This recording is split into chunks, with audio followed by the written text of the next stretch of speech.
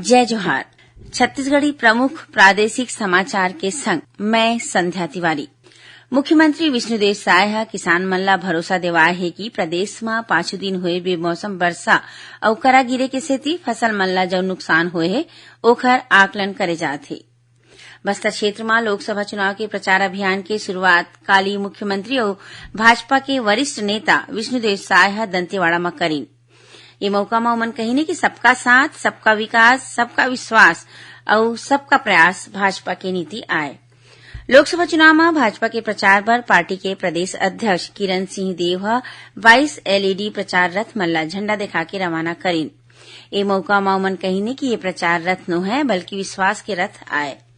कांग्रेस के प्रदेश प्रभारी सचिन पायलट आज रायपुर में पत्रकार मन ले गोठ बात के दौरान आरोप लगाए है कि केंद्र सरकार लोकसभा चुनाव में पार्टी के प्रचार ला रोके बर उखर बैंक खाता मन ला बंद करत हे।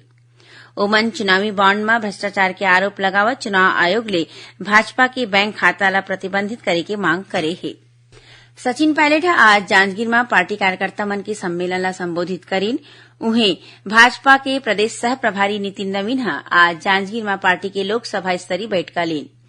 जांजगीर के कांग्रेस नेता और पार्टी के संयुक्त प्रदेश महासचिव रवि पांडे पार्टी ले इस्तीफा दे हे। उन्हें प्रदेश महिला कांग्रेस के सचिव और कमरीद गांव के सरपंच पुनीता प्रजापति अपन समर्थक मन के संग भाजपा में प्रवेश करे हे। एकरे संग धमतरी ले कांग्रेस के पूर्व प्रदेश सचिव राजेंद्र लुंकड़ समेत आने स्थानीय पदाधिकारी मन घलो आज भाजपा में प्रवेश करीन। राज्य में लोकसभा चुनाव बर आदर्श आचार संहिता के लगे के बाद ले संपत्ति विरूपण अधिनियम के तहत अब तक करीबन 3,15,000 प्रचार सामग्री हटाए गए हैं।